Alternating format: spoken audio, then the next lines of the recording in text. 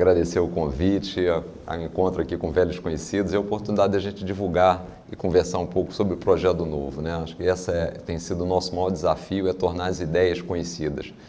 Normalmente a gente tem tido uma aversão muito grande à política nos últimos anos e certamente muito do resultado que a gente tem hoje, tanto do ponto de vista político quanto econômico, foi decorrente da nossa ausência da participação política. Então vai ser um prazer falar sobre isso, um projeto que na verdade começou lá em 2010, né? Começamos essa ideia que para muitos próximos, especialmente os amigos e alguns familiares, achavam uma maluquice entrar na política, mas nós entendemos que era necessário.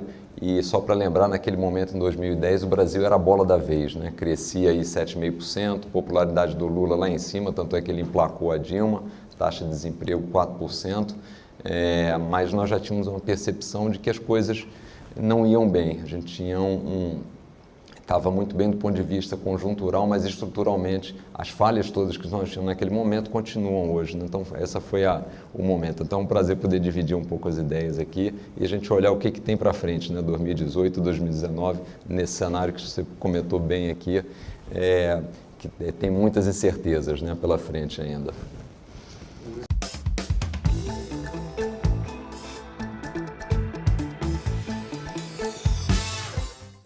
Eu acho que tem algumas diferenças em relação até a essas candidaturas, a gente estava tendo a oportunidade de conversar antes. No Novo, o conceito sempre foi diferente, quer dizer, nós montamos o partido sem ter um salvador da pátria, baseado em ideias, propostas e princípios. E o principal princípio, talvez resumindo, seja aquele de devolver poder ao cidadão. O Estado, ao longo dos últimos anos, só foi crescendo através da carga tributária, da intervenção na vida das pessoas, e o resultado a gente vê esse que tem aí, quer dizer, a pouca capacidade de empreender, pouca capacidade de gerar riqueza e perpetuando o Brasil com uma gama de privilégios para determinados grupos e a grande parte da população ficando estagnada. Então, assim, o grande objetivo do Novo sempre foi devolver poder para a população, devolver poder para as pessoas, dar mais liberdade e permitir que, de fato, elas possam crescer. E no Novo, diferentemente dos partidos em gerais, nós entendemos que o partido tem que ser uma instituição. Então, a minha candidatura é para defender os princípios e valores do Novo. Então, o que a gente tem acompanhado, na maioria dos casos, são candidaturas de pessoas que se colocam com propostas e buscam, sim, então, uma legenda que possa fazer com que elas tenham a oportunidade de sair candidatos. E no Novo foi o conceito contrário. O Novo tem uma proposta, tem ideias, tem conceitos e precisa ter alguém que coloque essas propostas em campo efetivas. Então a ideia em geral, resumindo, é isso, de que a gente devolva poder ao cidadão. O que não é fácil, o que não é simples e certamente haverá uma grande resistência de quem está no poder. Porque essa dinâmica toda, e a gente viu, infelizmente, no processo da Lava Jato, nas denúncias, infelizmente, esse tipo de roteiro de centralização de poder, de uma forma mais intensa ou menos, mas é o que funciona na grande maioria dos partidos brasileiros, especialmente dos maiores. Então, toda a linha do Novo de reduzir o Estado vai contra os interesses de quem está no Estado, desde a privatização de empresas até a ingerência que o governo tem sobre a poupança das pessoas, até a quantidade de burocracia, até a redução de privilégio, até a eliminação de foro privilegiado. Quer dizer, tudo isso passa nesse sentido mais genérico, falando de devolver poder ao cidadão.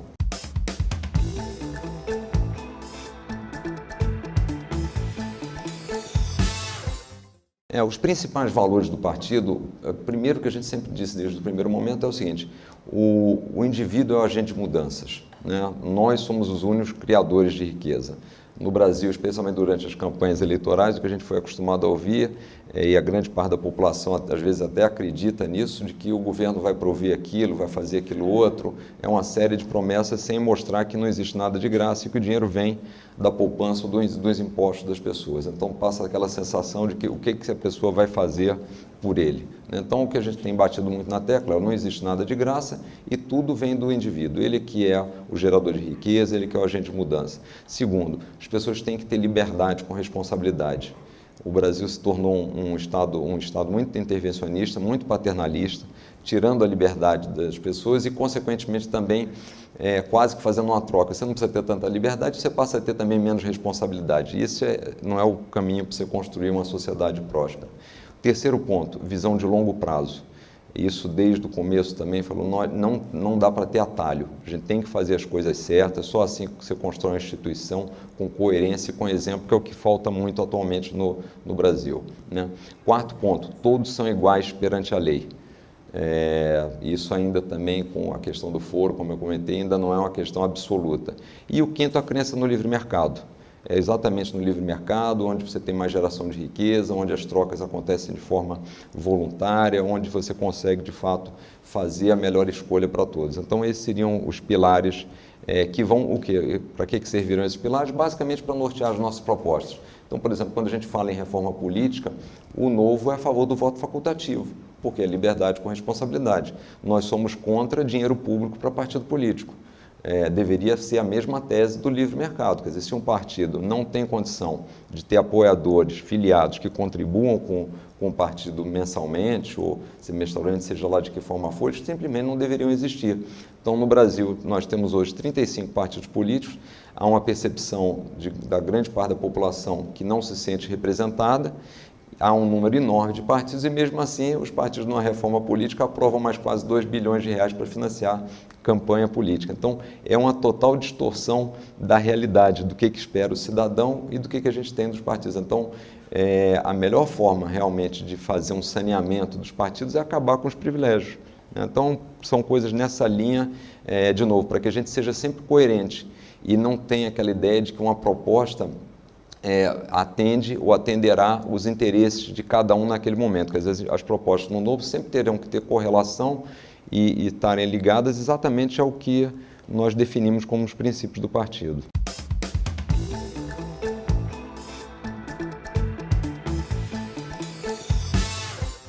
Eu não vejo problema nenhum em ter financiamento de pessoa jurídica. E eu tenho batido nessa tecla. Eu me lembro que quando teve a reprovação, a ministra Carmen Lúcia falou assim, as empresas não votam, não faz sentido elas doarem. Mas, na verdade, as empresas também não doam. Quem doa são sempre as pessoas físicas, né? Se você está doando via um CPF ou via um CNPJ, em tese não muda. Quer dizer, uma doação da Odebrecht não vai ser diferente de uma doação do Marcelo Odebrecht. Então, quem está doando, as empresas, na verdade, são só o veículo. Agora, obviamente, a gente deveria ter uma fiscalização maior e limites em relação ao volume que está sendo doado, né? E esse limite aí é uma ressalva que eu faço, quer dizer, o limite hoje da legislação é estranho, porque a limitação está em cima do patrimônio da renda de cada um. Então, em cima do faturamento, em cima de quanto a pessoa teve de renda bruta. Isso, para mim, é irrelevante. O que é relevante deveria ser o tamanho da doação em relação ao total de gasto do candidato. Porque é óbvio, quer dizer, se a pessoa quer doar 100% da renda dele e aquilo significa 1% do que o candidato vai gastar, não é relevante. Agora, se a pessoa quer doar 2% da renda dele e aquilo significa 80% do que o candidato vai gastar, aí você tem um problema. Então, o que eu defendo é que deveria ter limitações, mas uma limitação em relação ao total de gasto. E, de novo, o cumprimento da lei. E, principalmente, e aí que eu acho que é o ponto mais importante, que a gente, de fato, só vai combater a corrupção, é se o Estado não estiver atuando em tantas áreas. Na medida em que o Estado está atuando desde a indicação do diretor da Petrobras até onde vai ser utilizado o dinheiro do Fundo de Garantia e criando uma série de leis desnecessárias, você passa a ter a possibilidade de vender favor. Quando você passa a ter a possibilidade de vender favor, você cria um ambiente propício à corrupção, que é o que acontece no desenho do Estado brasileiro. E aí, infelizmente, o que faz os nossos legisladores? Em vez de atacarem a causa, atacam o sintoma. Então, esse fundo eleitoral de quase 2 bilhões, os 4 partidos que receberão o maior volume de recursos, quase 40% do total da verba, são justamente os 4 partidos que tiveram mais envolvidos em escândalos de corrupção. Foram os mais denunciados na Lava Jato. Então, quase que você está premiando justamente aqueles que usaram o mecanismo para colocar a quantidade maior de deputados para se eleger, estão agora recebendo uma verba pública maior e, consequentemente, dificultando que haja uma renovação. No fundo é isso. Então a gente acaba se perpetuando dentro do mesmo ciclo, né?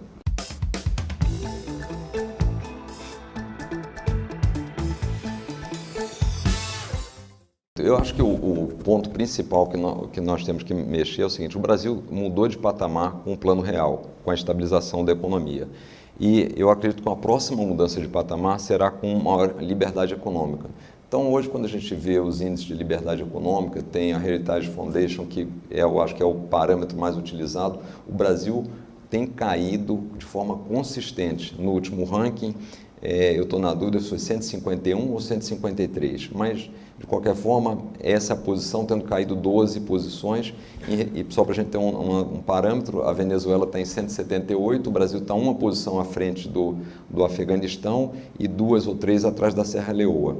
Né? É o que eu sempre falo, não precisamos conhecer a economia da Serra Leoa e do Afeganistão para saber que estamos muito mal acompanhados. Né? Então, o ponto principal deveria ser aumentar a liberdade econômica. Isso significa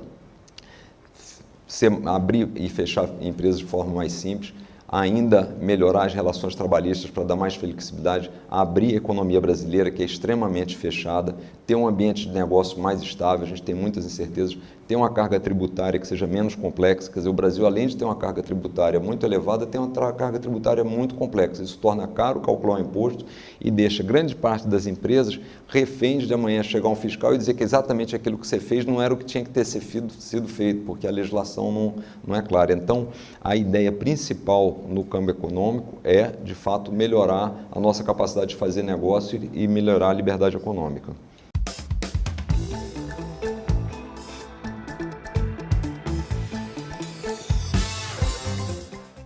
Só para dar como exemplo, é interessante, a gente lá no Novo faz processo seletivo para os candidatos, né?